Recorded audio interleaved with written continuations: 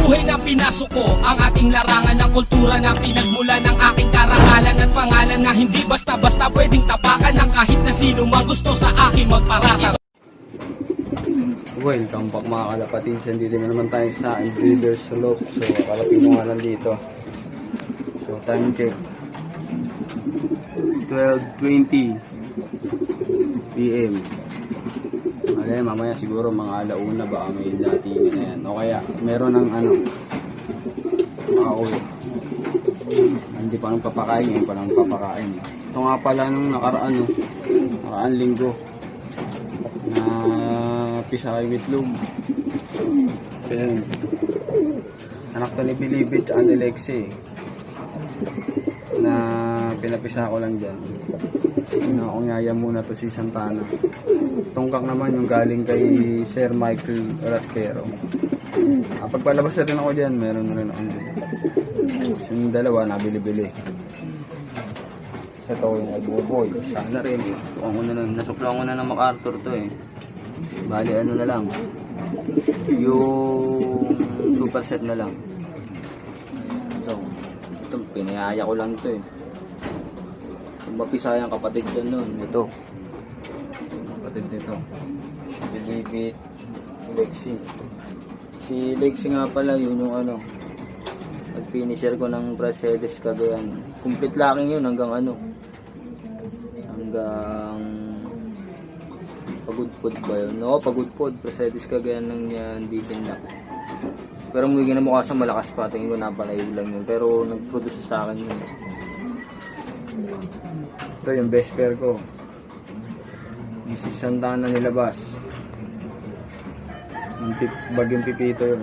Nanalo yung anak niya Survivor. Dalawa lang kami naghati sa 144,000 ata yun.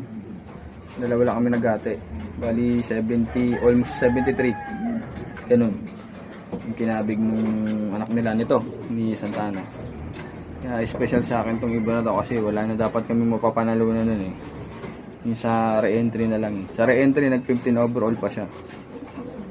Pumasok pa siya. Ito, best pair din to kaso ginawa kong yaya.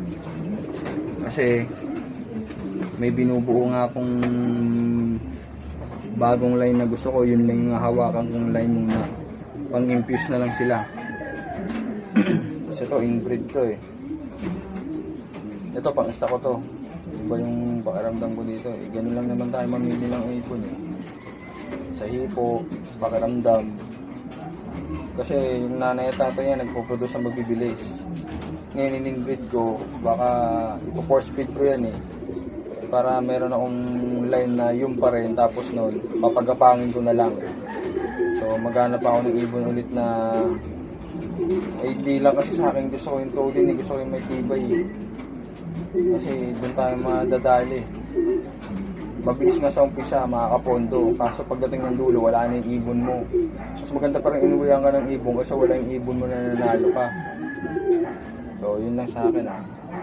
Hindi ko sabi tama ako, basta ginagawa ko lang yung gusto kong mangyari dito sa loob ko. Kaya kung mapapansin nyo, onti lang yung ibon ko, onti lang yung breeder ko, piling-pili lang. Kasi sila naman yung naglalabas ng maayos yung lipad eh. Swerte na lang naantay natin eh. Ito, sinuwerte tayo dito kay Santana. So, ganun lang. So, mamaya mag-aabang tayo. Pakita natin yung kung may uuwi sa atin, magkaklak ng APR San Isidro Samar, alas 7 may nakawalan ng umaga. Tapos sa naman, Katarman, FPR Katarman. Northern Samar parehas yun eh. May onting kalayuan lang yung Katarman. 30 km lang yun, air distance. So kaya ng ibon yun. So aasa tayo na uwi pero hindi natin masabing mabilis o pero alam ko may uwi. So yun lang. Boy. Meron na ako isa. Yan na. Ito. FPR to. May taya to. Puling. Ito yung naka-MacArthur. Kapatid niya to. Ni Santana. Galing to. Katarman.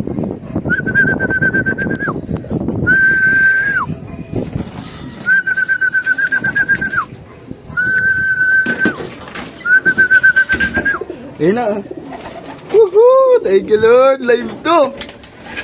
Dalawa pre ah. Isa lang, isa. Meron pa. Hindi, isa lang. Baka sumabay lang yun. Yun na. Takla ko muna to. Full sip ni Santa Ana. Woo! May pauwi ulit ako. Full sip din yata to ni Santa Ana. Oo nga, ito nga. Puta ka na, APR. Pasok na, pasok.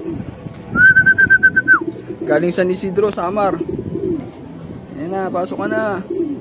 Nahanap niya kasi yung asawa niya, wala eh. Ayan na, pasok na. Woo, galing. Yan talaga yung mga sa online. Dito si Buboy. Boy, ano boy?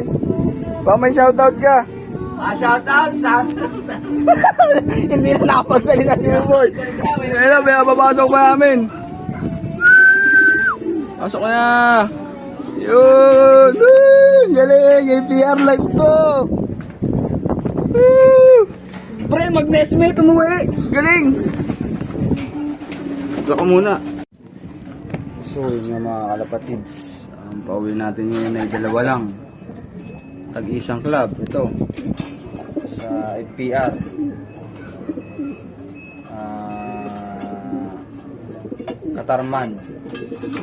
Katarman Northern Samar. Ayan, pinakawalan. Ayan, 6:50 ng umaga. Tapos, siya yung first clacker ko. Full ship to ni Santana. Pati to. Ito naman sa APR, alas 7 pinakawalan sa San Isidro, Samar. So, nakatawid sa akin na ibon lang ngayon. Dalawa. Mag-nestmate pa sila. Ang galing. Magkaiba kasi sila ng ring sinuksukan ko. So, talagang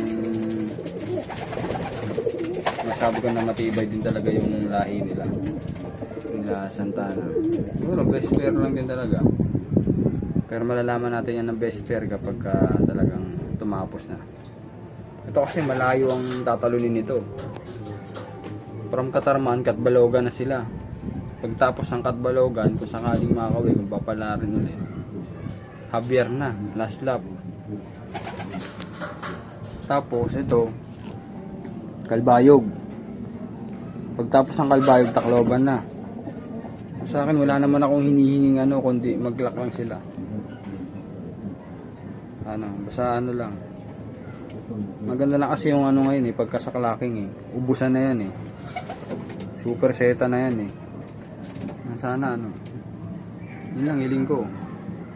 Yung super set. Sana makaparte man lang tayo dun. O kaya basta live pa to live pa tong dalawang to malalaman natin yan.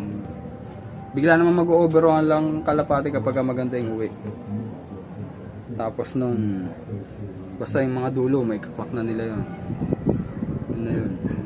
So yun lang mga kalapatids, re-recover natin sila na maayos. So sana kung may makauwi pa bukas kahit pang motivate ko na lang sa kanila yung uwi.